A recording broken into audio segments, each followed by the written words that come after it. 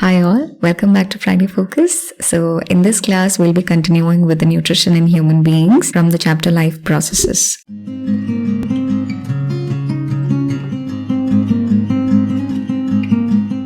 Let's recap what we did in the last class, in the last video. So we had a look at the overall human digestive system. In the other video, I had shown you the picture, which was a little complicated to draw. Here is something that you can easily draw in your notebooks as well in your exams, right? So what did we learn? We learned what the alimentary canal is. Then we learned about the mouth and its functions. Then we learned why saliva is special. That means because it has got the enzyme salivary amylase and its function.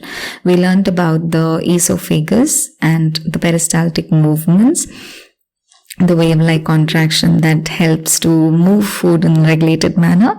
Then we learned about the functions of stomach, what all it secretes and what all those secretions help in.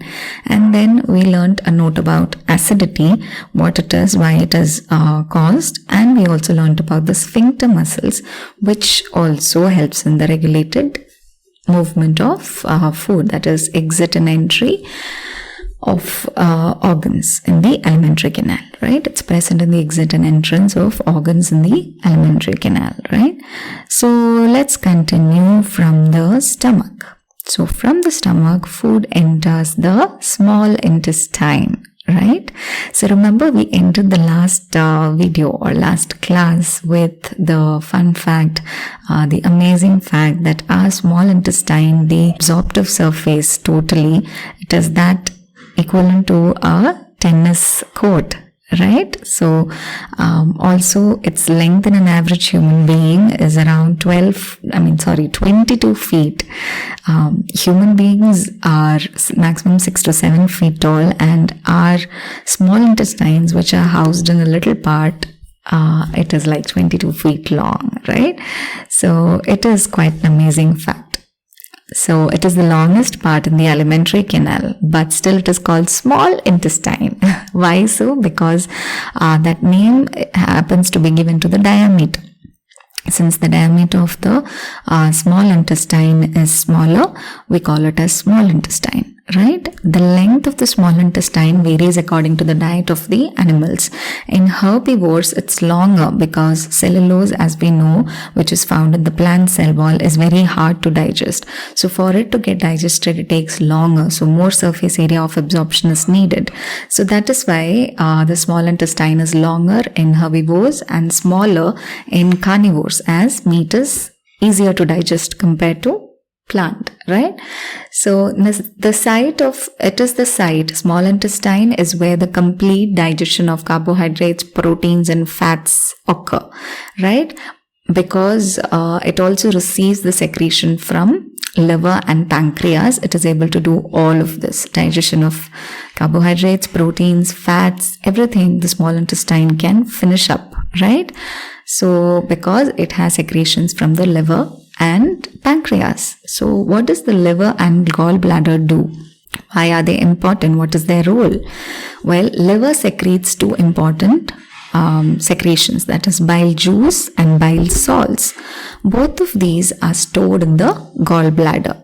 So what does bile juice do? It converts the acidic food, right? Remember, in stomach, the secretion of hydrochloric acid had happened because for helping the pepsin enzyme to act upon the food, right? So the medium has become acidic in stomach. So this acidic food has to be converted to alkaline food because for the further digestion. So this acidic to alkaline, this conversion is done by bile juice. Why is this conversion needed? Because now pancreatic enzyme need to act on the food, right? And pancreatic enzyme works only in alkaline medium. So the conversion of acidic food to alkaline for pancreatic enzyme to act on food is done by bile juice. So what does bile salts do? Bile salts break large fat globules into smaller ones. That helps enzymes to work efficiently. Enzymes find it easier to work on smaller fat globules than larger ones.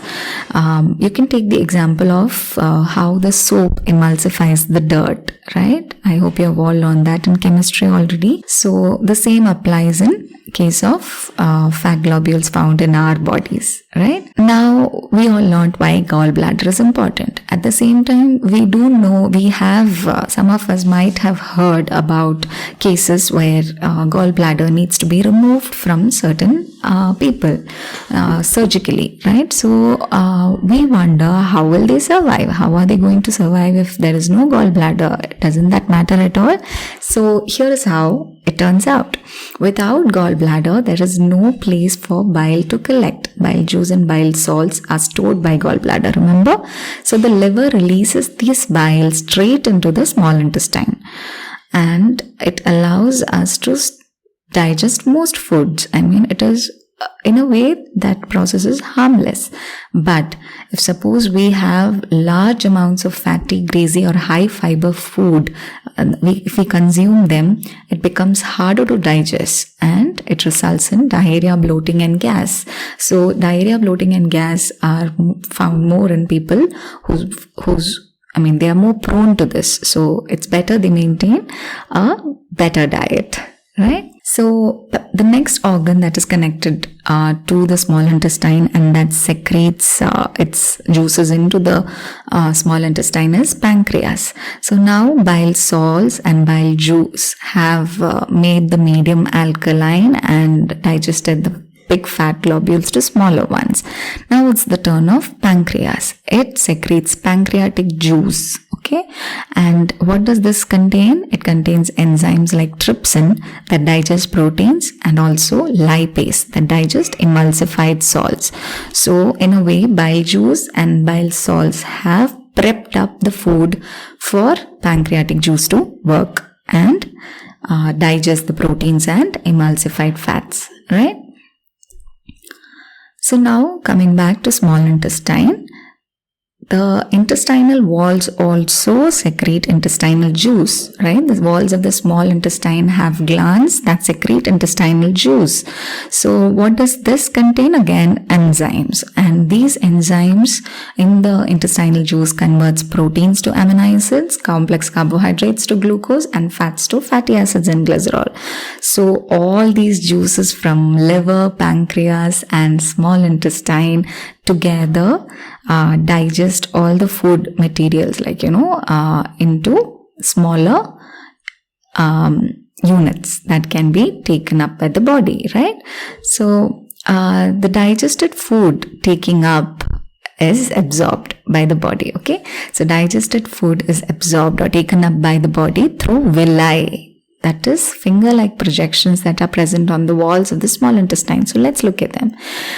If we take a section of the small intestine, and magnify it, we will find that the walls will have tiny hair-like projections inside, and these are called as villi. And the histological structure over here, that is if you take the villi and magnify it further at the tissue level, we will see that villi also has cells that is lined with cells that contain microvilli, right? It's all hair-like. So intestinal walls are lined with hair-like or finger-like projections called villi, and these villi are lined by cells that have hair-like microvilli, right? So all these structures, villi and microvilli, help the digested food to be absorbed by our body through blood vessels, right? The walls of the intestine have blood vessels. So through blood, the absorbed food is transported to the whole body.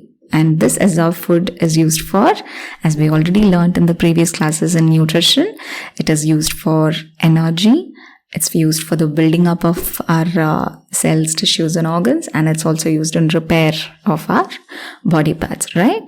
So this is what digestion is all about until the food is in small intestine. So the major chunk is over. Now of digestion is over. Now what we are left with is the large intestine. So what does large intestine do? Its walls absorb all the water from the unabsorbed food. So what we have is basically unabsorbed, mostly useless waste food material that is left. So from that it absorbs all the water, and rest of the unabsorbed solids are removed through anus. And even the anus is lined by sphincter muscles, so that again the waste materials, the exit of the stool or the fecal matter is regulated in a controlled manner. Before we move on to the next interesting part of our video, I like to mention a side note, just like in your textbook, about tooth decay or dental caries or cavity, right? So it happens because all of us have sticky films of bacteria mixed with teeth. That is, constantly it forms on our teeth. Okay, so it's basically a thin film of bacteria mixed with food particles. Okay, so inside this plaque, bacteria safely produce all degrading acids that degrade the tooth enamel, destroy it after you eat or drink. Okay, and this demineralizing or degrading of the tooth enamel results in holes or cavities and even gum disease.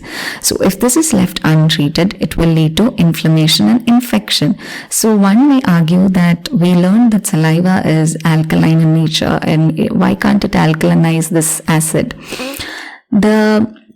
Neutralize this acid. The answer lies in the fact that this plaque, this film, protects the bacteria. It blocks the saliva from getting in touch with the acids or getting in touch with the teeth. So therefore they can conveniently, all these bacteria can conveniently do their work of decaying our tooth, right?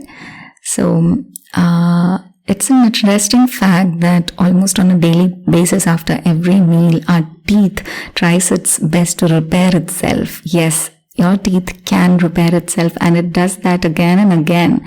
But there is a limit to that. That is why it is best that we brush twice a day with fluoride containing toothpaste. And also it's also even better if we brush after meals, because it will remove the plaque much before the bacteria has a chance to produce acids.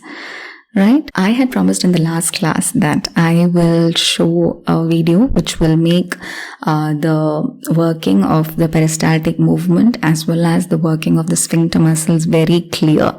Right? I had mentioned that. So I want to show you the video because it will also act as a revision, a recap for whatever we learned in human nutrition, because the animation is like really great.